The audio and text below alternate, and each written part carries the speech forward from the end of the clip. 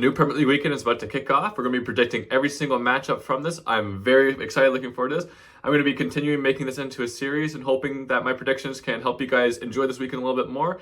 Make your predictions alongside me. Let me know in the comments what you think is going to happen. And without further ado, let's get started. The first matchup, we have Newcastle versus Man City.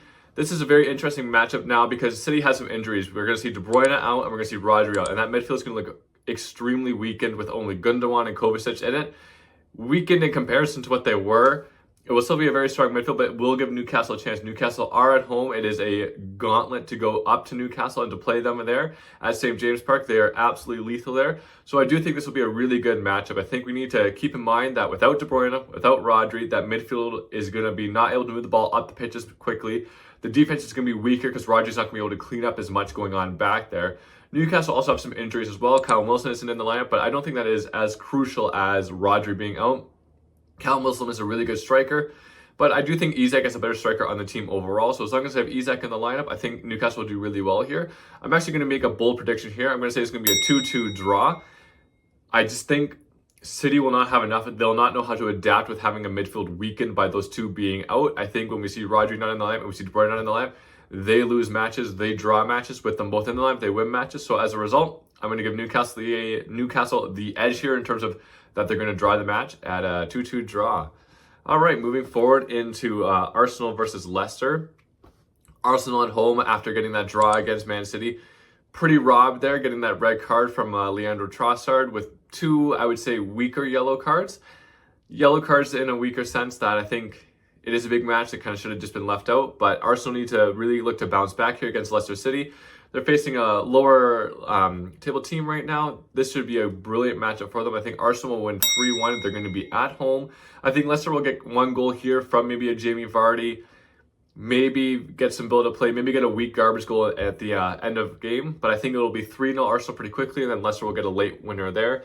I do think Arsenal's class overall will just carry them through this matchup. I think Arsenal are the by far and away better team.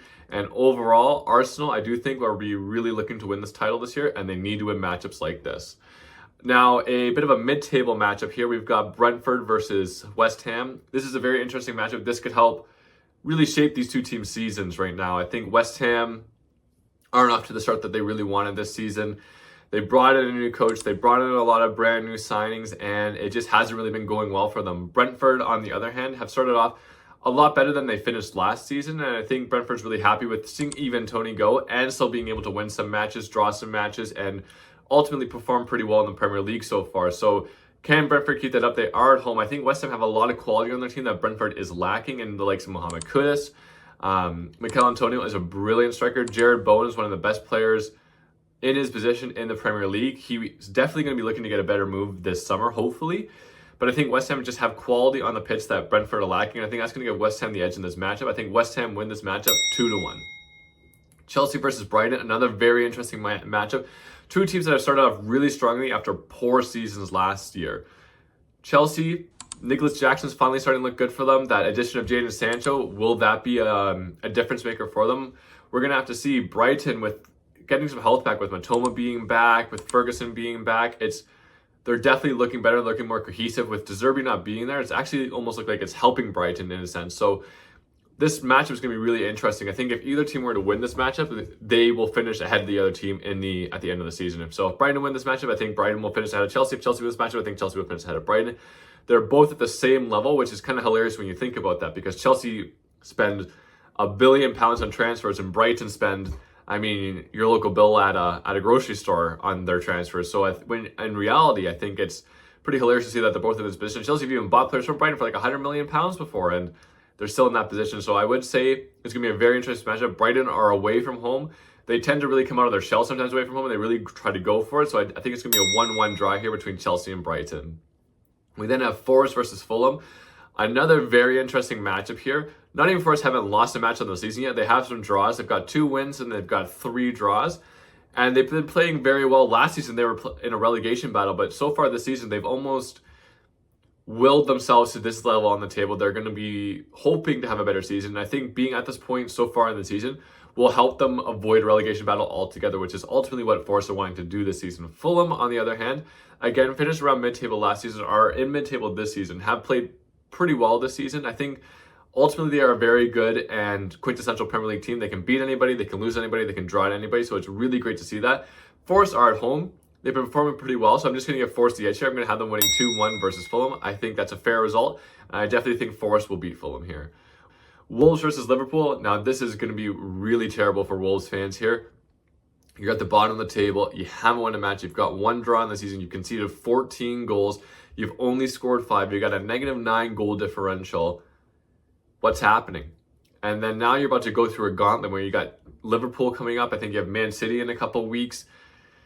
It's not looking great. Like, it's looking like, you're not going to have a victory for these next couple matches. And how far can you go without getting a victory to even stay in the Premier League? Because right now you're fighting a relegation battle, and we all know what happens to teams that get relegated. It's very hard to come back up. Sometimes you go back up and you go, and it's just a yo-yo effect, but then you're stuck in that for so long, right? If you look at Norwich for so many years, they were stuck in that yo-yo of going up and coming down for so many years. It's just not a good place to be. So I think if you're Wolves, you got to really be wary here, because you're facing Liverpool, and Liverpool are just firing on all cylinders. I think Arne Slot is doing really well. Mohamed Salah is having a great season. Luis Diaz is having a great season. Can they get more clinicalness up top for maybe a Darwin Nunez or a Jota? That would be fantastic for them. But overall, they've got a very good team. That midfield is being run very well by Alexis McAllister. So I really think Liverpool are going to crush Wolves here, 4-0. Ipswich versus Villa. Villa are going to be traveling to Ipswich on the road. This will be the first time they're facing Ipswich in the Premier League in a very long time. I think ever, actually. And this will be fantastic for Villa here. They're going to come in here. They're flying high right now. Ollie Watkins is scoring goals. John Duran is scoring goals. They are a goal-scoring team right now. I think Villa are going to beat Ipswich 3-1. I think this will be a very quick match to be decided. I think Villa are going to get up early and then just kind of shut it down a little bit. I think Villa are by far and away the better team in this matchup. Ipswich, I would love to see them stay up. I just can't see them getting a result against Villa. They've got to really get the results against like Everton's, Wolves, Southampton's, Crystal Palaces, your Leicester Cities. That's where they got to get the results. Losing to a Villa is not the end of the world for them, but Villa are going to win this match 3-1. The biggest matchup of the weekend, in my opinion, Man United versus Spurs. This is huge for both teams. And Postecoglou is under pressure. Erik ten Hag is under pressure. Postecoglou was not happy with how Spurs ended last season, wanting to lose to Man City so that Arsenal wouldn't win the title. He was not happy about that. It is not in the competitive spirit. And I think he might be actually wanting to get a move out of Spurs to get away from this, because what kind of coach wants to be a part of a team where they're okay in just losing a match? They're okay losing so a rival doesn't succeed. They're not going into every match wanting to win it. And they actually had chances in that Man City match to win it. Some was through a couple times. Now, we're not saying he missed it on purpose, but they could have beaten City, and the fans were just not in it. And I think for Postecoglou, that really kind of hurt his spirit. And you can kind of see it trickling into this season, where it's Erik ten Hag is a completely different situation. He's come into the season having gotten a new contract, having been guaranteed, hey, like, you're going to be our manager for this season. And he's been getting new transfers in. Xerxes come in. They've had some players on the defense come in. De Ligt's in. So they've gotten some transfers in, and they've frankly come out flat. Marcus Rashford has just been terrible. I think he's got to leave the club at least. I think right now United are in peril. Whoever wins this matchup, and I think there will be a winner in this matchup. United are home, so that's a good point to keep in mind. Whoever wins this matchup, I think this will kickstart their season and really allow them to go and pile on some more points going forward. I really hope both teams can do this. I obviously hope Man United will do it more. So that's why I'm going to Man United the edge here, winning 2-1 versus Spurs. And ending off our Premier League weekend, we've got Bournemouth versus Southampton. Bournemouth, again, starting off strong. They've got a victory on the season, a couple draws, a couple losses. Right kind of where they want to be. Southampton, again, no wins so far, only a draw. Could they pick up a result here? I don't know. Bournemouth are at home, so I'm going to get Bournemouth to get here, winning 2-0. So let's just recap all the Premier League predictions I made this week. And we've got 2-2 versus Newcastle City. We've got 3-1 versus Arsenal. We got 3-1 for Arsenal versus Leicester. We've got West Ham beating Brentford 2-1. Chelsea drawing against Brighton. Forest beating Fulham 2-1. Wolves losing out 4-0 against Liverpool. Ipswich losing out to Villa 3-1. United beating Spurs 2-1. And Bournemouth beating Southampton 2-0. Those are my Premier League predictions. Let me know in the comments what you think of this. Don't forget to leave a like and subscribe for more.